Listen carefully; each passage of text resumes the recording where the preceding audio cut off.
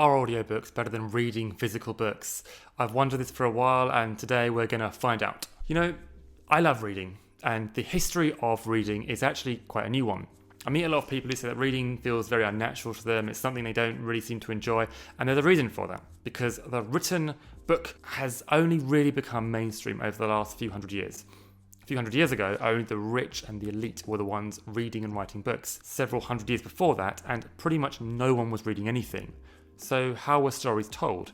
Well, they were told orally, around a fireplace, around a Bunsen burner, whatever you want, all chatting, telling a story, and that's how we were for many, many hundreds of years. We would open our mouths and our vocal cords would stretch and would tell a story.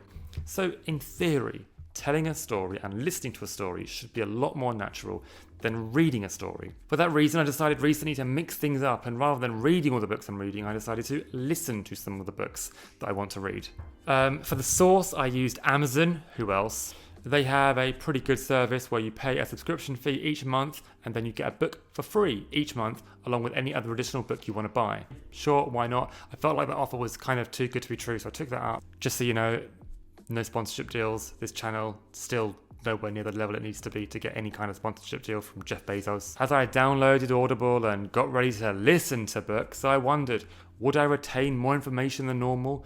Would I enjoy the books more than normal? Would I be able to multitask? Get a cup of tea, eat cake while listening to a book? When I was scrolling through the shop, it's a very easy, friendly to use interface on both mobile and your laptop. You can just search the books up, you can search by bestsellers or by genre. Anything you want to listen to is probably already there. What I didn't realise was that some of the books are staggeringly long. Over the years of reading, I've learned to read pretty fast, but Audible has a different experience for you.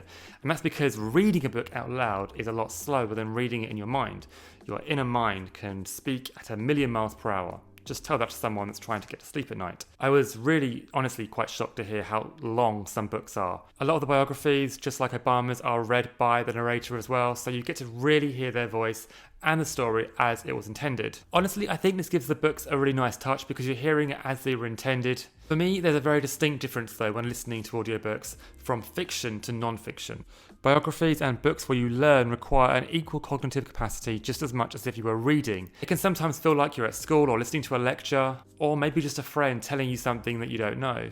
But surprisingly, it was a lot harder to multitask to this than I originally thought.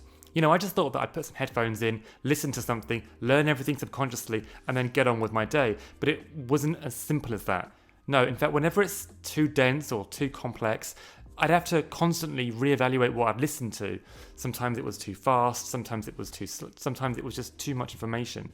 So I could be making a cup of tea, I'd be thinking, hang on, I've just been thinking about pouring the water in the cup and I've not evaluated what I've actually heard. So you can rewind back to it. Also, you are allowed to adjust the speed of the voice as well, so if you feel like it's going too slow or too fast, you can also adjust that, just like on this YouTube video as well. Whereas fiction can be a little breezier than non-fiction, unless it's like that really dense classic literature. In fact, at times when listening to audiobooks, and it's one of those easier to read books, it actually feels, easier. Because you can just sort of sit back, close your eyes, and have the story told to you. Suddenly, I understand why having stories told to us was so much easier once upon a time. Weirdly, I also felt less lonelier listening to a book.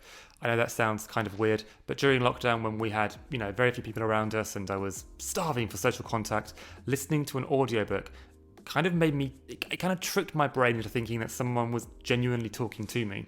And even though that might sound pathetic, it really does feel real. Audiobooks satisfied the craving for human contact with the illusion of a person telling me a story.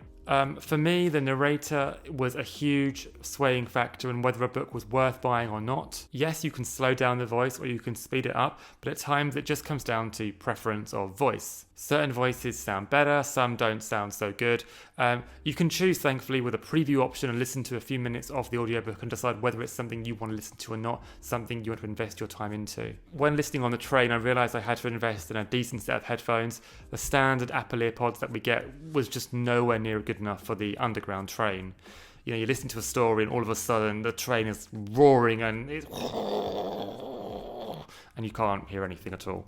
So I invested in some proper headphones, like not noise cancelling, but some decent headphones where I could just turn the volume up and not have to worry about missing clips of the information from whatever book I was listening to. Listening to the audiobooks was, in theory, easier. There was no eye strain, no intense focusing required, and there was a little bit of freedom to do what I wanted where I wanted as well. I could go and have a coffee, eat some cake, and the voice would just magically tell the story to me. But I think that ease came at a cost, and that cost was being able to retain as much information as I would from a book normally.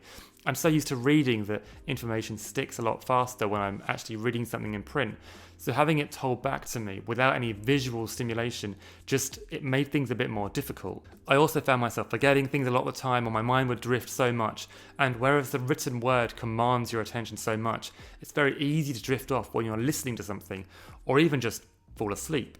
Part of reading's experience comes from the ongoing analysis and the critical thinking as we flow through a story. We lose that with audio. I've met plenty of people who say that audiobooks are way better than written books, and that's perfectly okay for them, and who could blame them? It's more economic in a way, and it's probably easier. We probably were evolved to listen to stories more than reading them anyway. For me though, I'm just not there yet. I feel like I've just not listened to enough audiobooks to really get into it. Right now I'm listening to a book and it's great, but I kind of can't help feel that I'm missing something from enjoying the language. And so part of me wants to go back and visually read the information rather than just having it washed away in a simple, quick monologue. Nevertheless, I'm going to keep it up, and I mean, at the end of the day, it is economic, it is really good, so I'm, for the time being, partly undecided. What do you think? Do you prefer written books or do you prefer the audiobooks instead? Let me know in the comment section. I'd be very interested to hear your thoughts. Thank you for listening, and until next time, have a great week.